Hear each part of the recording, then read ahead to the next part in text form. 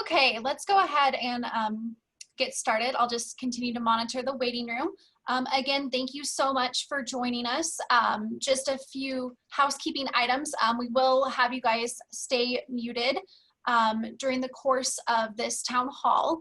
I invite you, though, to send any questions to the chat, and we will get to as many as we hopefully can. And for now, I'm going to turn it over to Steve. Hi, everybody. Good evening or good late afternoon. Welcome and thank you for rescheduling this town hall along with us from last week. We just wanted to have a little bit more information before we gathered together again. As Jana said, we do have you on mute. It's not that we don't want to hear your voice, but it does contain the background feedback noise. And also, as you enter your questions through the chat function, those questions will go to Jana. Jana will kind of MC the question and answer portion of this evening, so she'll allow the administrative team to each respond appropriately to those. But if for some reason you choose to not ask a question through the chat that you do have, that you would rather speak with one of us, maybe one-on-one, just reach out to any of us. You can send us an email. We can set up a time for a Zoom or a chat or a conversation just to respond to those questions that you may have if they're not answered tonight or asked tonight. And we will put out a recording of this, so you are being recorded for those that couldn't attend, and we'll do some FAQs on the questions through the chat feature that Jana may not get to tonight based on time. So again, thank you for being along with us. Just to introduce the members of the admin team that are here with us. We have Principal Alicia Mitchell, Vice Principal John Matuzak, Dean of Students Jeff Latta, Admissions Director Jana Zitnick, and our Director of Communications Shannon Reese. Before I begin, just with kind of an overview, a little bit of a background on where we got to this point, I'd just like for us all to be mindful that we are in the holy presence of God, and let's take some time to start our evening in prayer. So if you would please join me in the name of the Father and the Son and the Holy Spirit. Amen. In Christ there is joy and hope. Good and gracious God, we thank you for giving us your word as a guide for how we are called to live. Open our hearts to receive it and put it into action. May all that we do be guided by our faith in you. Amen. In the name of the Father and the Son and the Holy Spirit. So for those of you that were with us back at the last town hall that we did in August, welcome back. Some of what I may share with you could be a little bit repetitive, but just to be mindful of those not with us, and just to give you kind of the roadmap of how we got to mid-August to now mid-October, as hard as that is to imagine that we've gone that far into the school year. We are a member of the Archdiocese of Seattle, and we have followed their recommendations, their guidance, their wisdom on how all of the Catholic schools in the Archdiocese, the 74 schools, K through 8 high schools, are doing on-campus learning or considering to do on-campus learning. And we do reside in different counties. So some counties are at different places with their health reports. So for Archbishop Murphy, the recommendation from the Archdiocese, from Governor Inslee, from OSBI Superintendent Chris Reckdahl, is for us to follow what would be our respective county, which is Snohomish County. And we attend these Snohomish County health briefings bi-weekly. We have Dr. Chris Spitters as the lead report there. We also have health officers, including Heather Thomas, who's a member of our community. And they've been very, very helpful and much appreciated for their quick response when we call or email. And their wisdom and their guidance. So along the way, in addition to attending those briefings going back into the summer, really going back into July, we get these updates to find out where our case count numbers are. That's kind of been the recommendation guidings along the way. And tracking those case count numbers as we got into a range in what is considered the moderate range, but also the mid-moderate range. At one point, we're down into the 43.8 number, and then we upticked a bit to 48.3. And then even last briefing, the 10-6 briefings, we got up to We got up to 54.8, but we still felt that was in the moderate range. So as we approach those mid-moderate areas, we decided to start with a rotation of students in smaller cohorts back to campus. We began with members of our Academic Resource Center, of which we extended an invitation for students to come the week of September 14th. We had the ability with that small cohort to really look at our safety protocols as students arrive on campus and they go to the check-in station, they have their temperature taken, they're oriented to where to go on campus. If you've been on campus in any of the upper level areas in what is the courtyard, there's a lot of arrows spray painted on the ground to help them guide traffic flow in and out of buildings. Also within the hallways and in the buildings, there's arrow stickers on the floors, and then the buildings are all clearly marked with signage as to what end is the entrance and what end is the exit. So from the likes of Jeff Latta, John Matuzak, Alicia Mitchell, Sean Glennon on campus, so many people helping put all of that signage up, the marketing and communication office printing off a lot of these signage. They're very clear, easy to see, and I think the students from grades 9 and 10, and even some of the older students who have come back for that ARC opportunity or other opportunities have really done well. The kids have responded to the expectation of wearing their masks every day throughout the entire day, other than their lunchtime. They've been spaced out very well. But what's been nice for us in doing this slow reentry transition to what will ultimately be a hybrid model is to make sure that we have our plan in place and our safety protocols in place. And we've even visited other schools to kind of compare what they're doing with what we're doing. So that week of the 14th started with our ARC students. The week of the 21st, we actually added a morning and after school strength and conditioning program that Alicia will speak to a little bit later here about some of the non-classroom, co-curricular, but tied with academic credit opportunities that we're doing, which is very exciting right now. And so in monitoring those first two waves, our decision at that time was to bring 9th grade students back beginning the week of September 28th, and then add to that 10th grade students the week of the 5th. Now, some of the questions we've been asked, I know there's a range of parents here from freshmen through seniors, and especially from the upperclassmen that we constitute as 11th and 12th grade students, was why not bring them back first and why start with grades 9 and 10? And we really wanted to acclimate our new students to the campus. Many of them had not spent much time, if any, in the hallways or in the classrooms.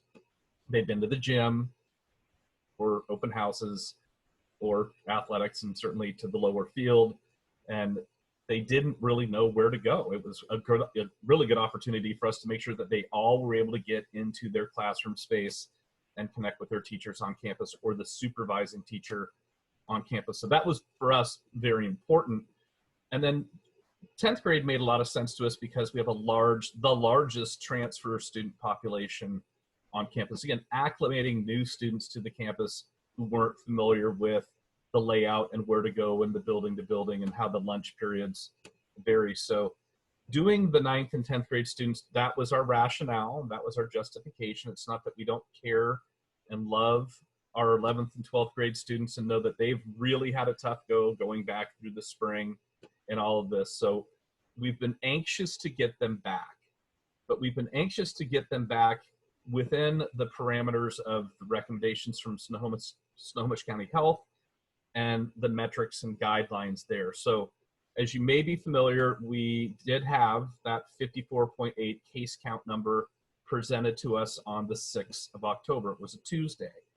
And what Snohomish County Health does is they take a new count update on Saturdays, and it's a 2-week rolling count. They'll then report that number on Monday.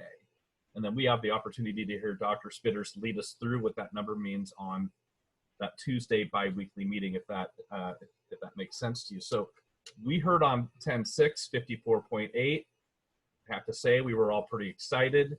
We had made plans at that point, communicating it with our faculty, especially be ready now for the week of the 26th to have our 9th through 12th grade, 25% of the student population back all at the same time in a 4-day rotation. Again, Alicia can speak to that. with 1 day of online learning. And we came back to school this Monday and saw that the case count numbers on the 2-week count had gone up to 71.8. That still falls within the moderate range. It is not in the high risk category. But what we decided to do, and we shared this plan with the governance committee of our board of trustees to get their feedback. They heard some ideas that we shared that the administrative team had come up with as a different option of bringing 11th and 12th grade students back. And so the decision made at that time, this was Monday, was to swap the 9th and 10th grade on-campus experience with the 11th and 12th grade experience beginning the week of the 26th. And we're really committed to doing that for the 2-week cycle that they will have. So they'll all be on campus at least 1 day in the week, have a day of online learning, and come back again the week of the 2nd and do the same thing. Now, within that, we may see our ensuing briefings. We have a briefing on the 26th of October with Sunoco Health that will provide us kind of an update of numbers of case count. And should they shift back into what we're going to call a moderate phase? Not even Governor Inslee is using this terminology. We're very excited about it. The moderate phase is that's our wheelhouse phase, okay? That's within the 40 to 50 range. And it is everything that we're getting from Governor Inslee and OSBI. These are recommendations. The Archdiocese is supporting Archbishop Murphy because we're a smaller school and we have a different campus layout than a lot of the other Catholic high schools have. So incidentally, none of them are doing on-campus transition at this point in time until they get back down into a moderate category. We're committed to then doing that 25% a day, grades 9 through 12. So as you're following those case count numbers and you're anxious for your younger students to get back with the older students, if we can get back into that 40 to 50 range, that's what we'll do, okay? The ideal number that we want to get to is down into the low moderate number. And the governor has established 25 or lower as low risk. We're going to use that as a barometer, but we want to get to a point close to that. We don't want to get to a point, we don't necessarily have to get to a point below that. Right? We believe what we're doing with our protocols is exceptional. Students are adhering to it. The students have been amazing.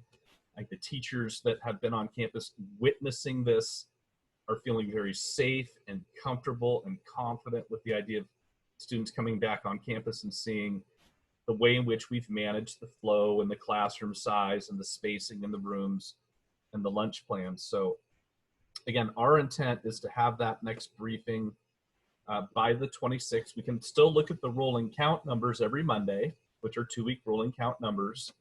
And we are anxious to have the students back because we've seen an uplift in the adult morale, not just in the student morale, seeing those students and seeing you that are dropping them off in the morning or picking them up in the afternoon back on campus, and seeing those of you on a day like today coming to pick up pictures and other things was wonderful too. So I hope that's clear, and we'll put this in the FAQ so that everybody can kind of understand it or see it in writing.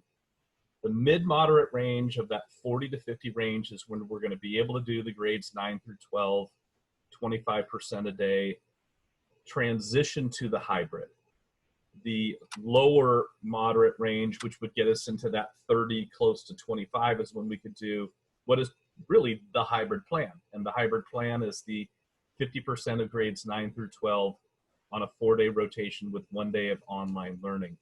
Now, there are some weeks, as we know, in November with Veterans Day and Thanksgiving, where the weeks are a little bit shorter. We'll be creative with that, and Alicia can, speak to that, if not today, at later times as she communicates out the cohort by alpha and their rotation on the days of the week. But we just wanted to make it very clear kind of how we're getting to this point in the decision, how we are very fortunate to have Heather Thomas and Dr. Chris Spitters, who respond immediately when we have a question or a concern and give us guidance if there's something that comes up that we're not sure about or that we just want an extra set of eyes and ears on it.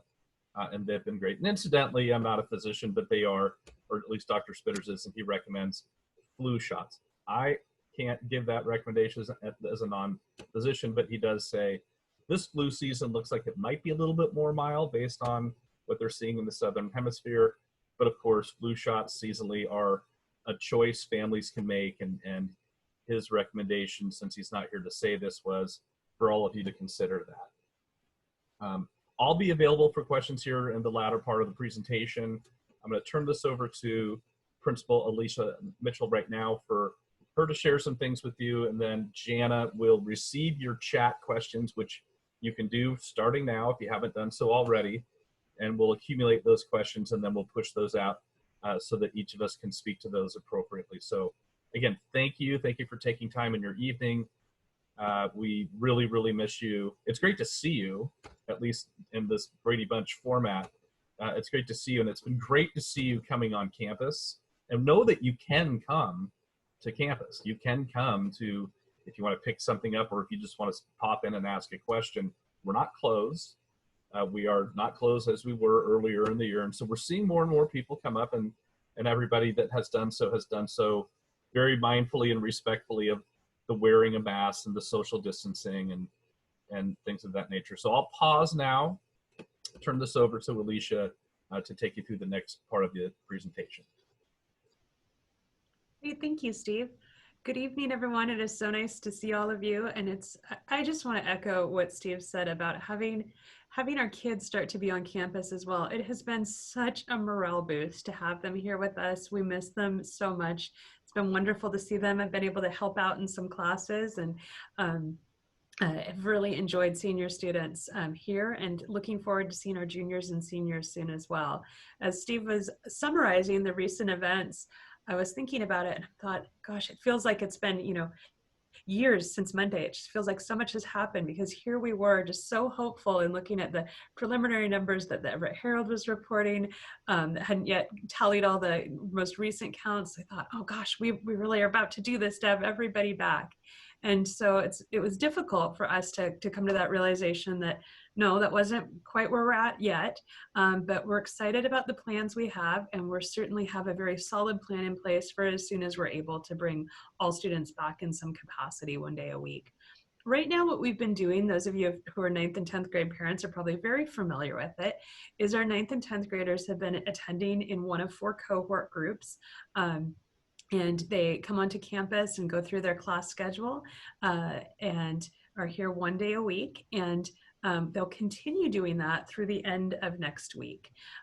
As they come onto campus, they bring a device with them, a laptop with them. If they don't have one to bring, that's no problem at all. We've got plenty here for checkout. And as they go through their schedule and they go to their classes, they're with their classroom teachers and with the peers that are within that same cohort group, all by last name. And the other peers in that class are attending remotely. So there's kind of 2 things going on at once in the classroom. And I've been in classrooms while this is happening, and it's a learning curve for us, but I think it's working very well. It's nice to have that social experience of being in the classroom with some peers while the Zoom meeting is running, and some students are working at home and continuing to interact with their teacher or classmates via Zoom. And so it's a nice transition to a hybrid for us when we get to a stage where we have even more kids in a room, with some learning at home and others learning concurrently in the classroom.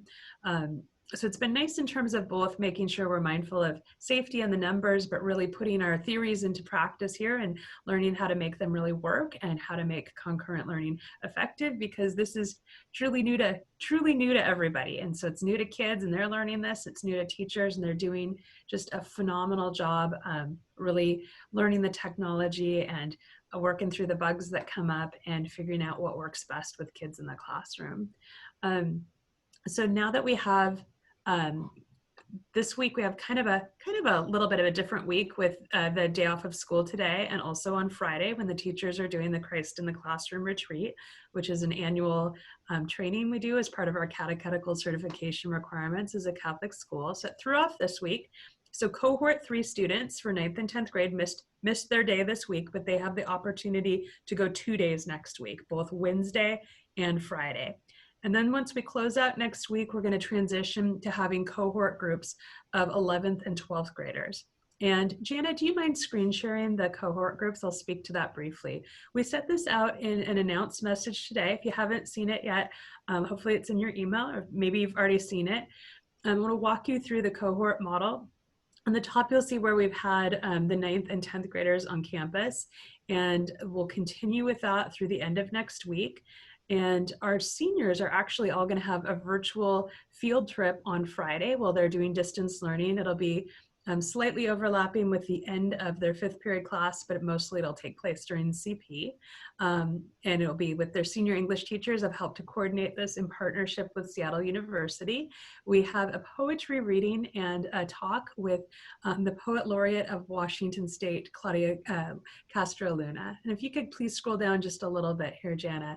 And on the 26th, our 9th and 10th graders will transition back temporarily to distance learning, while we bring 11th and 12th grade cohorts onto campus, where they'll be part of a group by last name. Cohort 1 and cohort 1 is by, if you look at 11th grade, its last names A through E. If you look at 12th grade, cohort 1 would be last names A through F.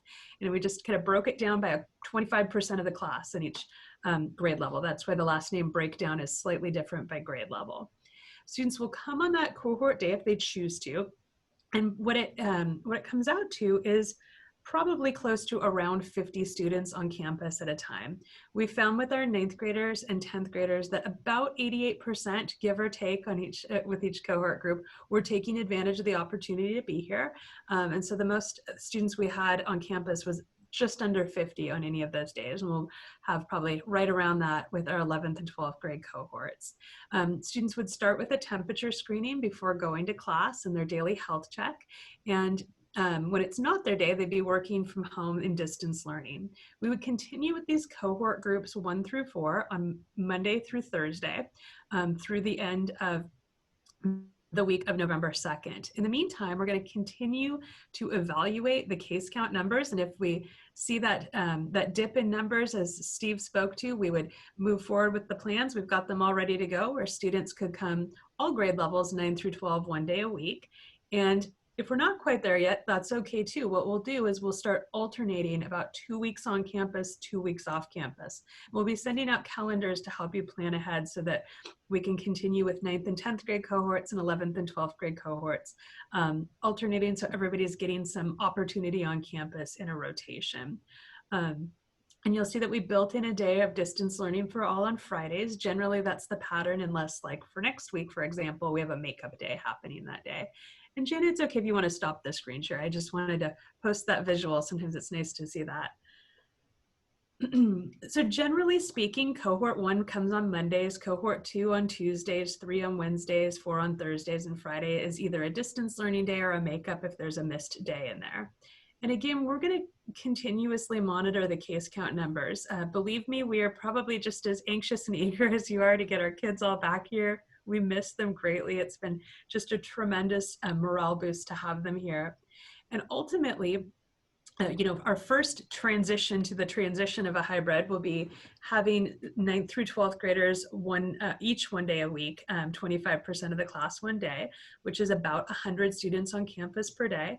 And then ultimately, once we go to a hybrid model, when we're in the much lower transmission range, it would be having 50-50 of 2 days on, 2 days off. Well, kids who are on their days at home would be learning concurrently. We realize that every single family situation is different though, and some families, for a variety of reasons, might not be ready to send their student back to school. And that is okay. Just because your student has an assigned day on campus, you're not required to send them in physically. In that case, you can continue to do distance learning. We're committed to that for the entirety of the year, if that's what fits your family situation best. So please know that continues to be an option. The other part of it too is we do a daily health screen, and we take it very seriously, and our 9th and 10th graders have followed that process very well thus far. And if there's anything that comes up in the health screening, students would perhaps need to be working from home then for a period of time. And so that's something that we follow and track as well. And so that's why distance learning will continue to be an option, because we don't want anyone missing out on learning if they have any sort of exposure to COVID or have COVID symptoms or any other illness this year. It makes it accessible to all. When students come onto campus, they're bringing with them either a laptop or checking one out. They're all wearing their masks and have been doing a great job with that. Wearing a cloth mask is a requirement in schools in Washington State at this time. We ask students to bring a water bottle with them. All of our drinking fountains, there's all these just details in this whole process of preparing to come back. All of our water fountains are closed, but we have hands-free refillable water bottle stations, which are great for the environment, but also serve even better purpose now of that it helps to minimize transition of germs just in refilling water bottles. Students are asked to bring a sack lunch. At this time, we're not doing lunch service as we really make sure our procedures are fully in place and through this transition, they bring their school supplies with them. We are truly, truly blessed. I can't say this enough, especially coming from a public high school that had over 2,200 students in it, my most recent school that I was in.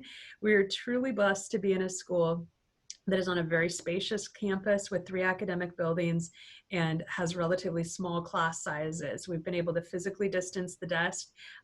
Jeff Latta and John Matuzak have spent a great deal of time, especially working with our facilities to make sure that we have all of our classrooms configured to ensure at least 6 feet of physical distancing in classrooms. We have a number of procedures in place to help minimize transition of germs in the classroom. But again, we know that there is no scenario that's no risk during a pandemic. I'm going to acknowledge that. And that it really is okay if it's not the right time for your student to return, that's okay for them to continue to go through distance learning. But all students are getting the same content, whether they're physically here in person or whether they're attending remotely. The learning is concurrent and facilitated by Zoom meetings and continuing to post materials on our learning management system, Moodle. So that's kind of the basic overview of what it looks like from a nuts and bolts teaching and learning perspective. And we're going to continue to pray that those numbers go down, not only for the health and safety of our community, but we really miss our kids and we want them back as soon as possible. Thank you. Okay, well, we'll just start in with some questions here. And so I think this is a great one to start with because it kind of piggybacks off of Steve's flu shot recommendation or not real recommendation. But will we be offering flu shots to students again this year?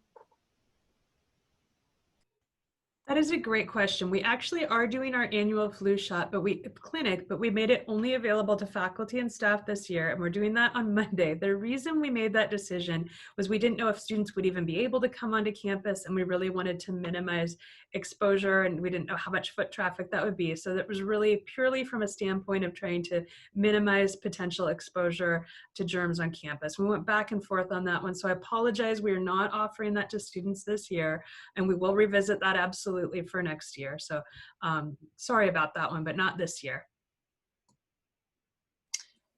This question I think is great for John Matusak, who works very closely with our counseling team. Is there going to be any college update drop-ins or drop-ins for senior parents only, you know, during this time for them with college? It also could be a good, you know, community builder information sessions for them. Anything like that in the works? I know that currently the counselors are meeting virtually with families if questions are coming up regarding college counseling. My suggestion would be to reach out to your child's counselor and ask that question directly. But like I said, at this time, they're only doing virtual meetings. And I'd love to jump in too and just put in a plug for our counselors have a Moodle page. So of course, it's students are the ones who have the access to Moodle. So they might have to either share their login with you or you have to log in together. If they go onto Moodle, our learning management system, our counselors have their own counseling section and counseling page. They held their annual college information night, which is truly okay for any student to watch it, but the target audience really is juniors and seniors who are kind of actively in that college search process. They held that about a week ago, but they recorded that presentation. It is accessible there. And if you have a younger student, a 9th or a 10th grader, it's a great preview of what's to come if they're interested, or if you missed that presentation or your student did, please do feel free to access it there. It's recorded and posted on Moodle. And one other thing that is college related, but particularly for junior students, as you may recall that today was originally scheduled to be PSAT day for all students, which we had to cancel. But I have gone ahead and ordered the PSAT test for the juniors only for the testing date on January 26th. And the reason that we're only going to do juniors on that day is that logistically, with the potential for having to keep the kids in very small cohorts, we wouldn't be able to accommodate the 9th and 10th graders at that day on that day. But again, the PSAT day has been officially moved to January 26th, and the exams for the junior students have been ordered. And I always, when we talk about PSAT, I'd be remiss if I didn't throw in my reminder. It truly is a practice SAT. It is not, it does not have any bearing in the college process. And the reason we prioritize juniors is they're the only group of students who could qualify for the National Merit Scholarship Qualifying Competition. You can only qualify as a junior year. And, you know, younger students can take, there's online versions and whatnot that they could do if they just want the experience or practice of it. And I have to always put in my plug that there are over 1,000 colleges and universities, very high quality ones in the United States alone, that are either test optional or minimize testing in the college admissions process. And if you ever want to see that list, fairtest.org is a really great website. I learned about it about 10 years ago from a conference at Stanford, and they recommended looking it up. There are a number of schools that are minimizing those if you're like, oh, just the thought of PSAT or SAT gives me anxiety. So I just always have to throw my plug in there about that. Okay, I don't think we addressed this, but there are some questions about, from juniors and senior parents about how exactly classes will work, especially if they're perhaps a singleton in the class with just their teacher who's also teaching on Zoom. Kind of how is that looking for students right now? Great question. So that's actually worked a lot better than we thought it would. And that's one of those things where we put our theories into practice and see how it really works here with the 9th and 10th graders here. We have kind of two ways that works. We have a common area that's supervised. Generally, we've used the library or cafeteria space where students sometimes go in there and work during the school day if they're in a singleton group. Sometimes teachers will bring them over there or release them to that area if they're kind of done with that instructional piece after an initial check-in. And many of the students and teachers will just stay in the room and they'll be in there working one-on-one. But there is a common space for kids who want to be around other kids, and we're supervising them. They're all working, they're spread out in that area. And that's why it's great to bring earphones with you for kids who might have a period in the day where they're in a singleton like that and they'd rather go work in a common area, or their teacher brings them to the common area. It does work out how it breaks down that some classes are that way, or that there might be some students absent that day. So we've found that that's the case, but I'd say most teachers were keeping students in the room with them, and they were just working through the material, and they were part of the Zoom session in the room with their teachers. So it works exactly the same way if there's a larger group. It's just probably slightly less social. But I think one benefit of being in the classroom, whether you're the only student or a group of students, is one thing we've noticed and didn't originally anticipate, this was kind of a surprise for me too, of going, this is a great benefit, is we're projecting the Zoom meetings on the screens in the classrooms. And sometimes just not looking right at a device and looking up at the screen, or having the option of not even having the device open at all and viewing on a screen or watching your teacher live really reduces eye strain and reduces that screen time, because we know that the screen time is a lot, and we're trying to be mindful of that. But it's been difficult to find other ways around that and make sure we're still delivering the same high quality instruction. So it does help to reduce some of that screen time and eye strain too. I'll direct this one to Steve. Steve, what numbers do we need to be seeing in terms of having kids back in school full-time? Is that number 0?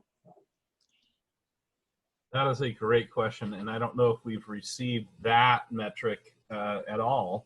To be honest with you, what they've said is the 25 or less, or it's really less than 25 for the full hybrid approach. It's a question I'm not sure in this moment we know, based on what guidelines we're getting from Dr. Spitters or from the governor's office. But I would like to say, for us, we're kind of modifying the recommendations, right? So I do think we're in a position where we could see those case count numbers dip below 25, see the trends of really low hospitalization rates. We already know currently the rates of transmission or positive tests in the younger age range categories are low. We're just trying to be very mindful of the adult population, both on campus and off campus. And so taking what Dr. Spitter says, and he's wonderful. I mean, he's not telling us what to do. He's recommending what we should do. And I think he's even being more flexible in a way that has been very refreshing and reassuring.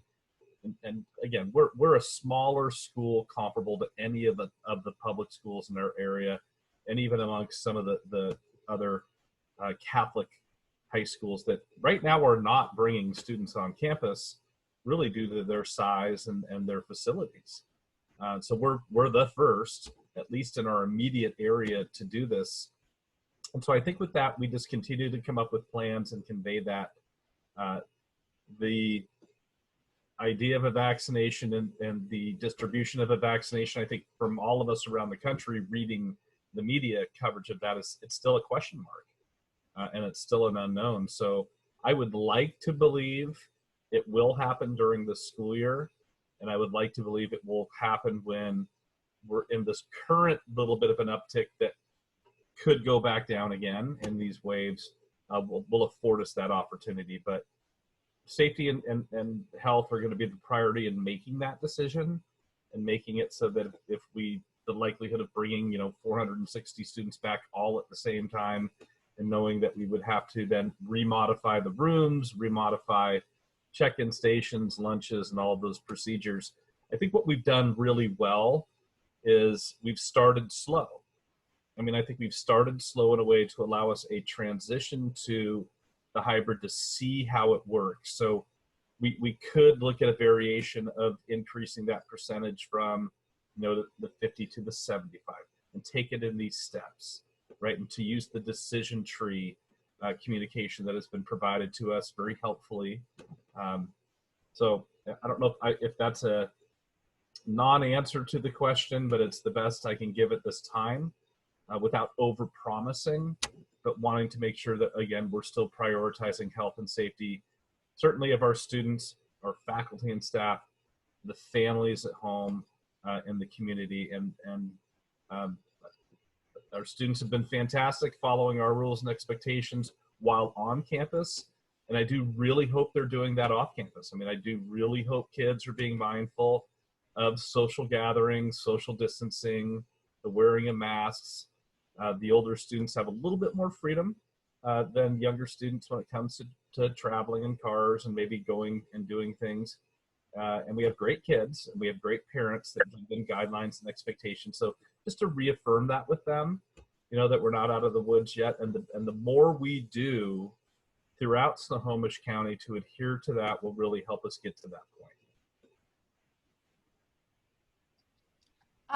Will the school communicate numbers of confirmed COVID cases, if there are any, at EMHS? This data will help parents make decisions about having children attend in person or not. Okay, so this is a question that might be helpful for Jeff Latta to answer, who's doing a lot of the tracking of the cases that are not, we haven't had cases on campus. So we've become aware of cases off campus, and what Jeff Latta has been doing, I'd like for him to speak to it. He's got a great organized process in place.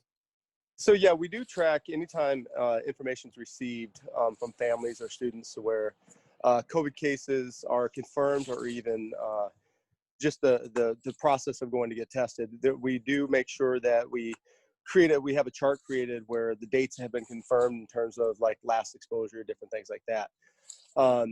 As of currently, we've had 0 students who have had a positive COVID test who have been on campus due to obviously medical reasons, and we wouldn't be able to confirm specific individuals, obviously. But Alicia, I'm not sure. What would be the plan for reporting numbers to the families? First and foremost, we'd work with the health department if there is any sort of known exposure on campus and follow their guidelines around that.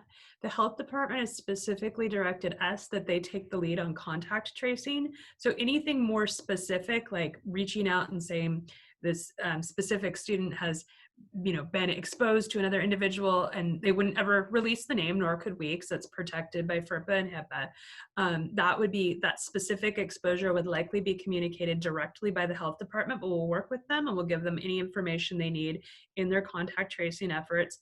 And if we have known exposures on campus, we would probably share out some general information about a potential exposure, but we would also communicate out that there's no risk. Like, you would hear from somebody specifically if you had been exposed in a way. So that's information we certainly could absolutely share. We haven't actually experienced that yet, where we've had any exposure on campus of any confirmed student cases of anybody who's been on campus in any sort of window of time where they could possibly be transmitting the virus to others. I just want to add one thing to that, and I think, if you're aware of students in this group of your students coming to campus and going to the temperature check station, if the student's temperature is above that range, we will not allow them to stay on campus. We'll contact the family if the student can't drive to come back and pick up the student out of precaution, and then direct them to follow the next steps of testing and getting the results of that testing. So there's a reason why that extra step has been put in place. And I don't know if every place is doing that. Still, it depends on what locations you go to. Certainly, if you go to the doctor's office, they do. But that's a very important station check for us. And as we have more students coming on campus, we'll set up multiple check-in stations. So it's a lot more efficient flow.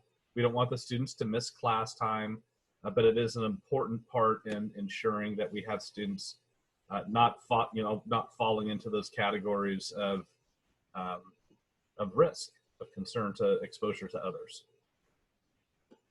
And I'd love to just share, Jeff Lotta's taken the lead on it, and there's a few others in the admin team involved in this process, but he's done just an amazing job in working with others in outreach to families when we even just hear that a student may have COVID or may have been exposed to COVID, in reaching out. So if you ever get a phone call from us, it's not, and you're going, what?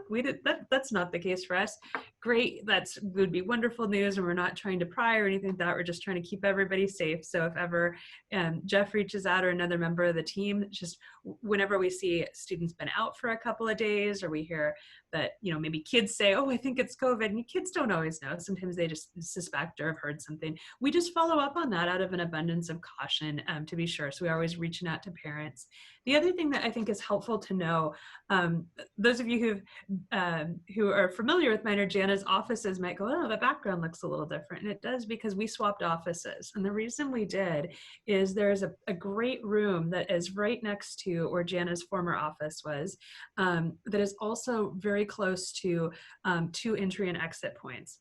That room has been set up as a health room and also an isolation room for any student or staff member that starts exhibiting symptoms of COVID while they're on campus, or who is running a fever, has become ill, if they need a space to transition from school to home. So if it's a student who's not well and isn't able to drive themselves, there's an isolation area that I personally monitor, or another member of the admin team does, that we can easily communicate, so that we minimize the number of individuals on campus who are potentially exposed if somebody has symptoms.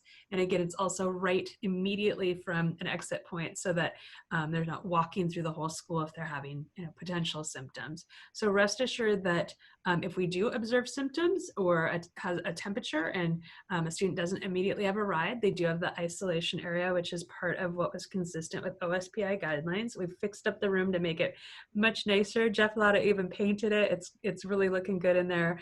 And the other piece of that is that we follow up with students and families just to check in and make sure that we know what's going on, and that they're all okay there. So that's fully in place in order to help take care of kids if they need a space to transition home. Do we plan to do any town halls or anything for families dealing with mental health during this time? Anxiety, depression, things like that, especially with some of our kids that might be struggling, families that might be struggling during this time.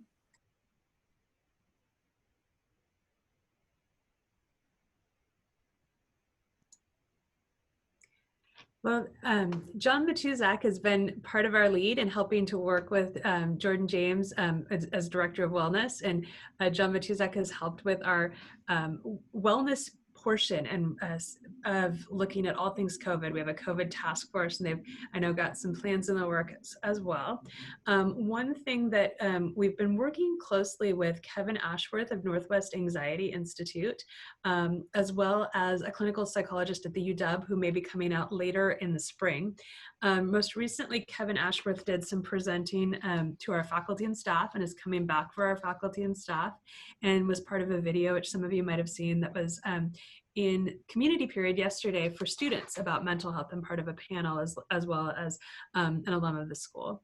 And so as far as the parent piece, that's something on our minds as well. And we've been looking at how do we create those opportunities. We don't have one currently calendared, but we'd looked at what opportunities those psychologists that we've worked with thus far and have had great experiences with may be able to help us with, because we absolutely see the need and would like to help give some parent education as well, because I think it's probably, as we all realize, these are stressful times and we could all benefit from that time of support right now. So something we've talked a little bit with Kevin about so far. He is a great facilitator, and I'm hoping that we're able to do that soon.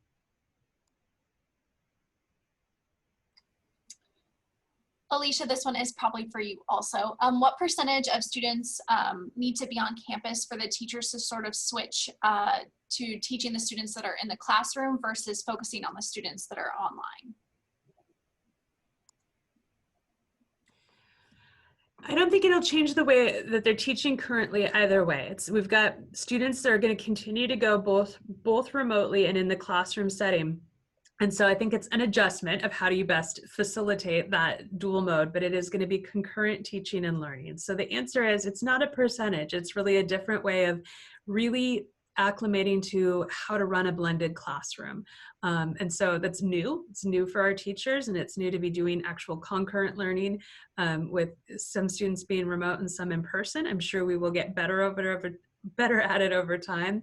But I would say that it's really just our new normal, at least for now.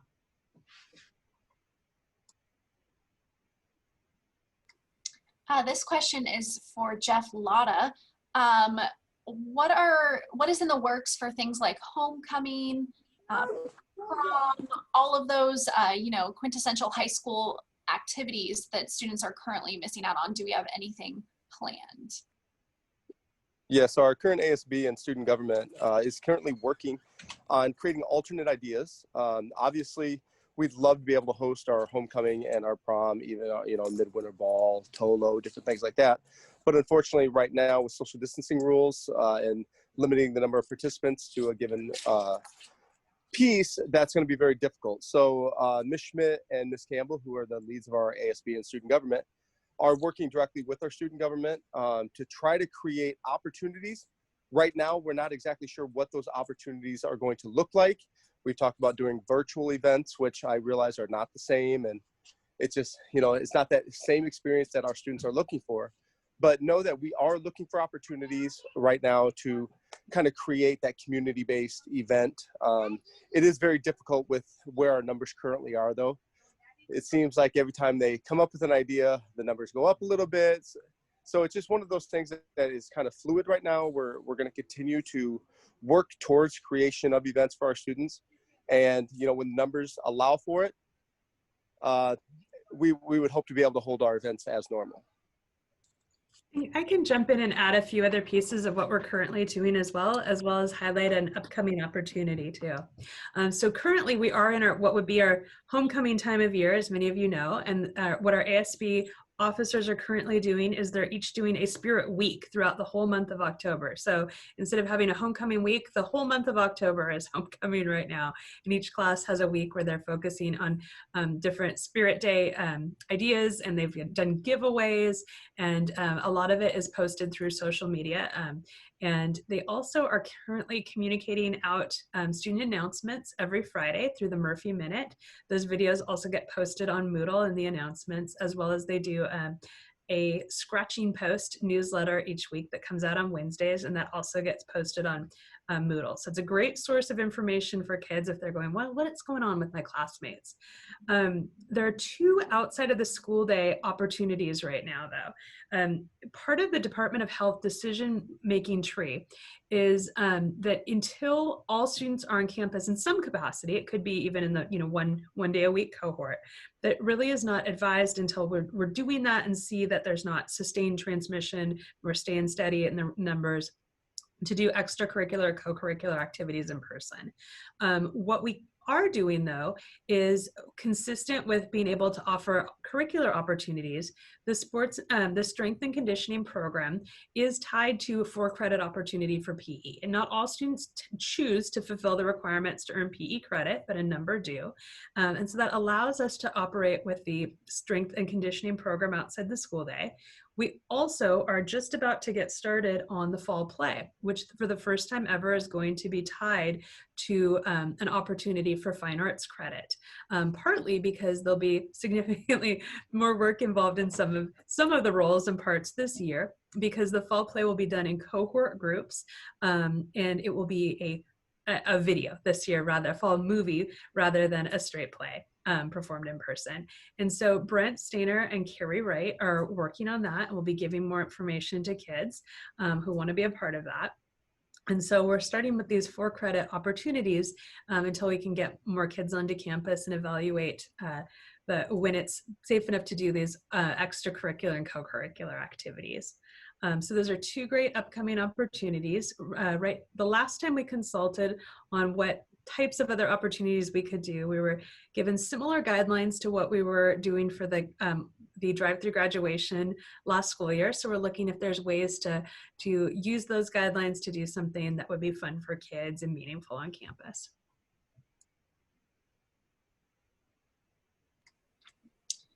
Are the service hour requirements still going to be 12 for students and 20 for parents? So I'll speak to the parent opportunity, and maybe Alicia or John or Jeff can speak to the campus ministry opportunities. And part of what we've been trying to do, especially with what is our largest fundraising event in the fall, is give parents an opportunity to be a part of the auction through helping with procuring items off the Sign Up Genius or off an Amazon wish list. Right now we're selling raffle tickets. Parents and their children can sell raffle tickets. For every envelope of 10 tickets, that equates to 20 service hours. So selling 2 books of 10 tickets would fulfill all of your parent service hours. It's a great and effective way to do it, with wonderful prizes, including a tuition break and Amazon gift card and QFC gift card. And then there's incentive to the more envelopes that you sell that you can be entered into a drawing to win a couple Costco gift cards. But the raffle for us is a way to replace some of what would happen during a live event that you just can't do virtually and with restrictions virtually. So coming to the main office, picking up those tickets, that's a great way to do it. Helping volunteer with the auction, even if you don't want to procure or do the raffle tickets, you can reach out to Denise Janish in the development office, and Denise is always looking for help here and there with a variety of things. She's great to work with. And then, we'll see as the year progresses how we can be creative with other ways, for parents to get involved. But we're not changing the parent volunteer hours as long as we're able to add creative ways in which parents can do it. And we don't want people to just say, well, I'm not going to do anything and I'm just going to write a check to cover the volunteer hours. We really want you, and if you have ideas of things that you would like to do, reach out to us. But that is certainly one major way. And then Alicia, you may want to speak to the campus ministry opportunities. Sure, thank you. So currently, the service hour requirement for students has been cut in half from 24 to 12 hours for the year. And Anna Hoganson and Eliana Lucas, our co-campus ministers, are continuing to monitor and evaluate. Nobody wants you to go out and do anything that would make you feel unsafe or your student unsafe. Just to get those 12 hours. They will be reevaluating as we go in case we continue to be in a situation where there's very limited opportunities. But the current planning is for the 12 hours. And they continue to post opportunities on the campus ministry Moodle page about different virtual opportunities or other opportunities students can do to earn service hours.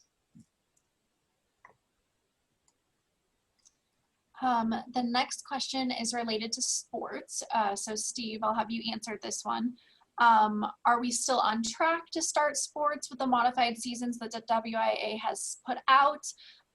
Is it true that other schools have started practicing, especially football, in full gear? Are we planning on doing that?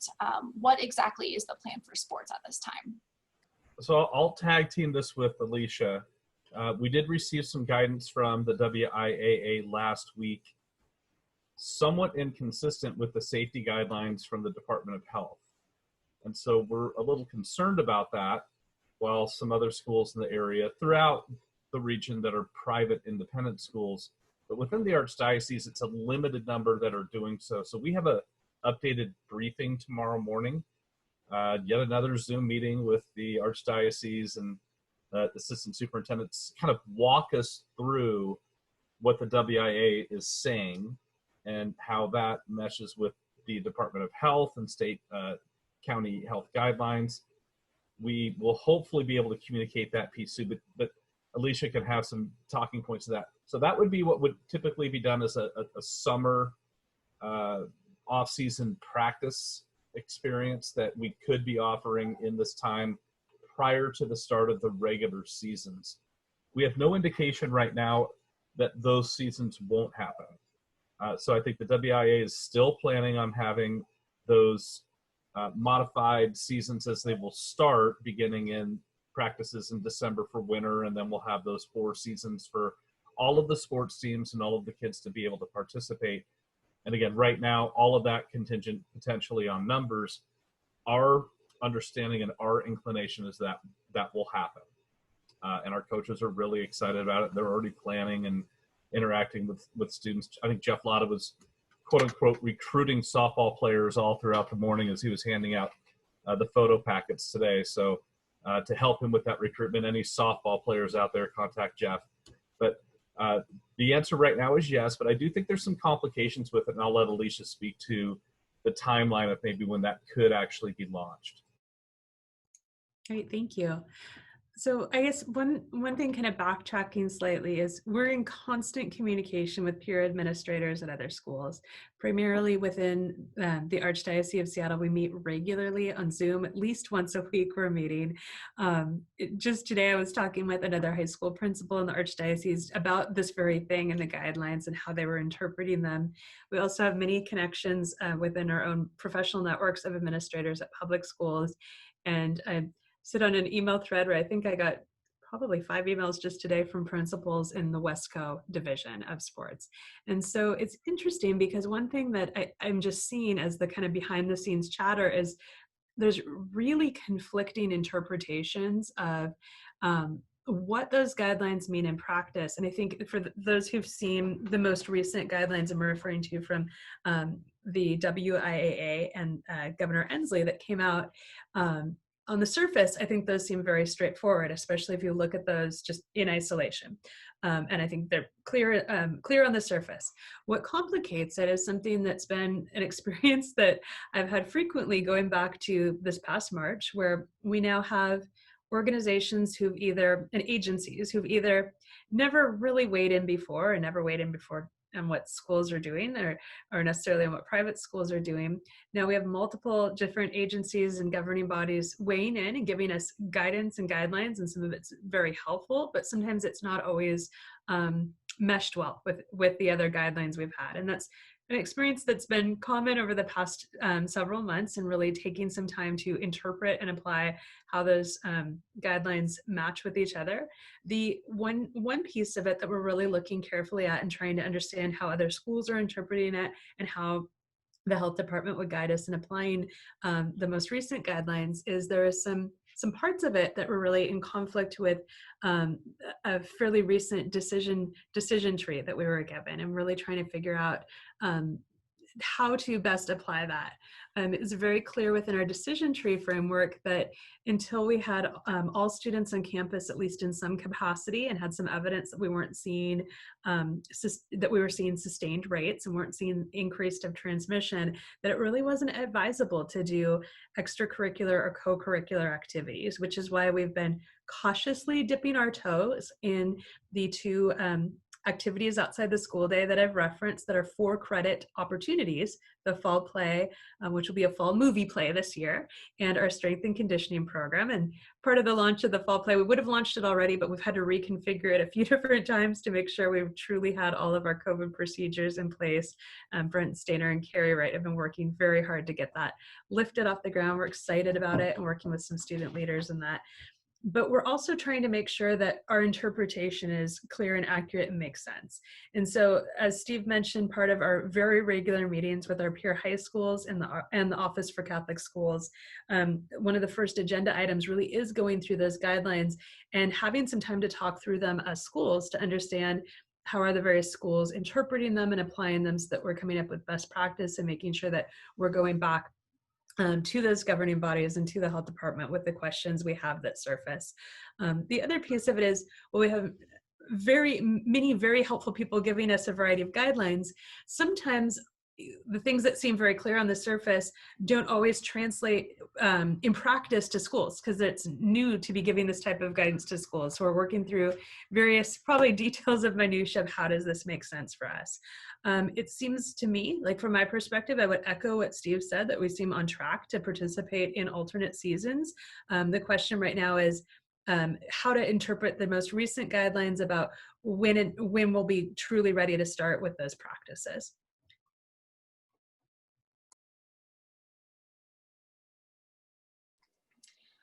So there's just a little bit more clarification from several folks that about what exactly happens when students come to school, and is it always going to be that they're going to have their headphones in and they're going to be on the Zoom with their teacher, even if their teacher is in the classroom with them? Is that our full plan for the whole year? So that when students come into the classroom, I just encourage them to bring headphones in case they're like in a singleton and they might end up going and working in a cafeteria space or whatnot if they're are to leave that classroom for any reason. There are very few faculty members who currently aren't able to report in person, and in those settings we need earphones, because we'll run the Zoom meeting and Zoom the teacher into the room, and Archbishop Murphy High School staff member will be present and supervising the class and assisting with the class. All members of the administrative team are helping with that supervision. So that's one piece. That's one time when kids would need earphones to maybe fully participate without having feedback or background from Zoom.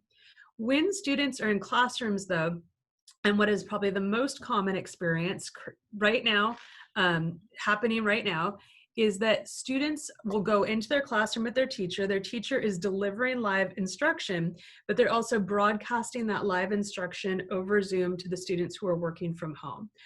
Teachers typically record those class sessions as well if there's a student who might be sick or need to access it later, and sharing that over their Moodle page so students can access the live instruction later. The teacher who's in the classroom has the flexibility to chunk the material differently depending on the content and what makes the most sense. So for example, our science department is already planning for when they have their juniors and seniors a particular lab that they want to make sure they get in some of the upper level science classes. So on those days, what class might very much look like in that particular subject area is I might start class online with all students. I have my students in the room and I have my students on Zoom. I'm making sure that the students who are working from home that day know what they should be accessing and working on from home, making sure that they know where those materials are, and I'm taking attendance, those kids in the room answering questions they have, ending that Zoom session, and then starting the lab with the students who are physically present in the room. So that'll be a little bit clunky of kind of managing those two things, and there's times when our teachers will be doing activities that are more hands-on, that will function differently for the students who are currently working at home. And there's other times when it might be more lecture based or more discussion based or more direct instruction, where I might be doing a larger piece of the class where I'm simply broadcasting that content together and working with the students who are physically in the room. So it's not simply that, and I apologize if I gave the impression that it's students coming in and sitting in the room and doing a Zoom meeting with earphones. There might be some limited circumstances where that's happening, a one-off type of situation, but the majority of the instruction would be then live instruction, where some students are getting it live streamed to them and other students are experiencing it in the room. And again, teachers are choosing kind of how to best utilize that time, and some may be ending the session earlier to do hands-on pieces or interactive work with the students in the classroom with them. Okay, this one is going to be for Jeff. There was the club fair already this year, and students participated in that. But can you talk a little bit more about what clubs are doing during this time and how specifically students can make sure that they are joining and going to their clubs? Yeah, in our CP calendar, we do have designated times for clubs to meet. I know, for instance, there are some clubs that have created after-school opportunities via Zoom. I know the mock trial, I believe, is meeting on Mondays at 5. I know recently they held their tryouts for a few of the positions for mock trial, and they're beginning their process for that, which is great. My daughter's been part of it, and it's been a really good experience. But the other clubs right now, when we look at specific clubs like our math club, our Haiku, a lot of the clubs that deal with other schools are basically on hold right now because we won't be able to obviously travel to the other schools and compete directly against them. When the numbers kind of come down a little bit more, we will have those opportunities. But the clubs right now are basically just doing the virtual meetings and doing their best to try to engage the students as best they possibly can. I know a lot of the newer faculty have come up with some great ideas for some clubs in terms of like Model UN and different things that it's been a slow process, but we are getting it off the ground to give students more opportunities for that. I know Mr. Brodniak and Ms. Schmidt have been kind of hosting opportunities for students, especially during the debates, to log in and kind of chat about that in more of a government style club activity. But it's something that we'll continue to work on. There are designated areas or designated times in October and November for club meetings, which we'll take advantage of. And our next community period for club meetings is next week, Wednesday, the 21st, during 6th period. So that comes to the end of all the questions that I see in the chat box right now. Hopefully I didn't miss any of them. But once again, thank you so much for joining us this evening, and hopefully we were able to answer whatever questions you might have. I think all of us here are more than welcome to answer any other questions via email or phone, anytime, or anything that might come up for you. But I know that Steve wanted to say a little something before we let you all go this evening. Yeah, I just really want to thank you again for being a part of our community. I mean, it really feels more like a family now than it ever has in a year like 2020 that has just been so challenging. And know that we're here for you. Know that any single one of us can visit with you and do our best to help these just difficult situations, both, for our kids and just the unknown. Really, the unknown of where we are right now. So just thank you for blessing us with this opportunity to travel these 4 amazing years with your children and with you as a family. It means everything in the world, and that's why we're called to do what we do. One thing I'm called to do in my role is to work on events like the auction. And for some of you, if you hear the word auction, you run the opposite direction. Well, this is not your typical auction. This is not an auction you have to physically go to. You don't have to dress up unless you want to and go to it. There's no cost. There's no cost to register for the auction. You can order some great food options through the registration process, but just by registering for the auction, you're enrolled in a drawing for some beautiful jewelry from Wagner's Jewelry. They're an alumni family. Their stores up in Marysville. And they're wonderful people. We usually do it as the heads or tails. We can't do the heads or tails event this year, so if you're familiar with our auctions. But being a part of the registration, you'll get communication, which is great. You'll see potentially some wonderful Christmas gifts or packages or experiences that you can buy. But I think more importantly than that, you'll be connected with a community celebration. And we will have a live stream on Saturday night that will be really, really fun. And Shannon Reese, who is our Marcom director, is also a film producer. Not many people would know this. She's a film producer, and she has produced what might be the most powerful Fun to Need video I can think of. And I don't want to spill the whole thunder, but it's about our first virtual learner 4 years ago when this young man was diagnosed with leukemia and had to leave campus, be isolated for his own safety, and somehow learn from a distance through his friends bringing iPads to his classes. And I don't want to spill the whole story. Shannon will agree with me on that. There's so many great elements to it.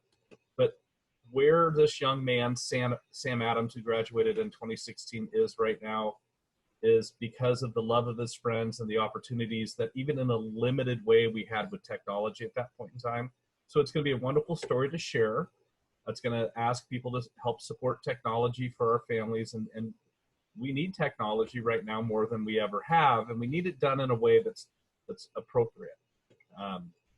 So I would ask you to take the time to register. The auction begins November 12th. You can register through any of the links in all the great communication that we put out on Tuesdays especially, and also in our Monday announces, or you can just go to the website and click on the menu bar. There's a support the auction page. It's a very easy process, and then you're in the system. And the other thing you can do is invite people from around the world to be a part of this, and your friends, your family, and maybe do something fun that Saturday night, whether virtually or in a small group gathering. So again, that's my appeal to you. It's a big part of the project Denise, Janice, and I are working on right now. Many of you have been helping already, procuring, giving us ideas, and your time and your talent. We really appreciate that. So that is my direct invitation to you. We'll continue to send out reminders along the way. And also for the raffle tickets and things like that, just the little ways in which we can help the school through what is going to be a challenging time, for us, but a fun opportunity to celebrate with our dream auction. So thank you again. Thank you for joining us this evening. And we hope to always see you. You're always welcome to come on campus. And we really look forward to having the 11th and 12th graders back, because we know it's been a long stretch for them. And we'll see them very soon. So on behalf of everybody, thank you again and good evening. One last thing, we did record this whole session. And so if you missed any portion of it, we will be putting this out for families. Thank you.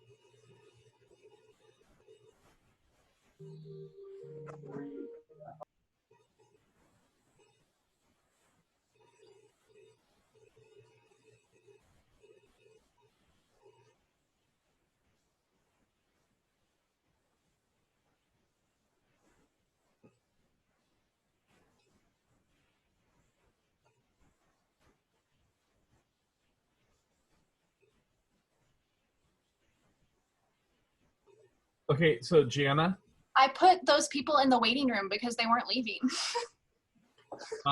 I will get the download. Yeah. And send it to Shannon Uh-huh. for her to edit. And then if you want to just maybe Google Doc those chat questions. Yeah, I did. I guess, I don't know. There was like more questions about like, if we still have to stay in this like only, 50%, you know, like only 9th and 10th and then 11th and 12th, if we have to stay in this model for a long time, like, are we going to stay in it for a long time, or are we going to then only, you know, have each class be able to come on together? I think is what they're trying to get at, is like, basically it's the senior parents that want all of the seniors to be able to be together on campus. Yeah. Like is what like, it's how the questions were being worded. I'm like, I'm not really understanding exactly what you're trying to get at, but I think that probably might be what they're trying to get at. And Yeah, what they would probably like to see is us do all the freshmen, right? Yeah, and like all of the seniors here at the same time. And that's, we can be creative. I mean, I think we could do that like on a, oh gosh. I mean, right now 50 is our kind of high water mark, Yeah. you know, and even if we got to the 50%, we could have half the seniors, you know, I don't know. I think Alicia and Jeff and John are playing around with some different scenarios. So but Yeah. maybe we could speak to that in the FAQ. So Yeah. And then the one person, I'm just making sure no one else, there was just one person that was like really asking a lot of like, okay. or like comments, I would say. So I just kind of didn't ask you those. Yeah, I'll be interested to look at the, Yeah, but mostly, I mean, I told you all of them. good. Yeah, I think the high was 72. That includes 6 of us. So, you know, much lower, but that's okay. I mean, maybe that means that they're happy with the communication that they've been receiving. Yeah, I think the communication's been really good, and it's been regular enough that people are seeing it. And so, okay, well, thanks for doing that. Yeah, and I will put this in a Google Doc right now, and then I will share it. Do you want me to share it with you, or with just Shannon, or with you and Shannon, with Alicia, you and Shannon, with... I would just share it with the 6 panel folk, Uh-huh. and then we can just start chipping away at it, you know, that way. Okay, that sounds good. All right, I'm out of here. Okay. Thanks. Steve. Hey, good job. I thought that went really well. Steve, why are you sitting in the dark? This is what I really need to know right now. Okay, so my basement has limited lighting, and my wife bought this horrible IKEA light that I hit my head on all the time. Yeah. So I could have turned more of the lights on in the back, but I don't know. Man cave's not done. This is going to be the man cave, Jana. Oh. I'm trying to get stuff into her little she shed so I can start doing some things. So you can just complete your Funko collection. Well, it's going to be Funko. I got a lava lamp. I got a video game system. You know, thinking of, you know, maybe a poker table. Oh, wow. Yeah. It's good stuff. It's good stuff. So. All right, Steve. I'll see you tomorrow. Okay, thank you so much. We'll see you tomorrow. Bye.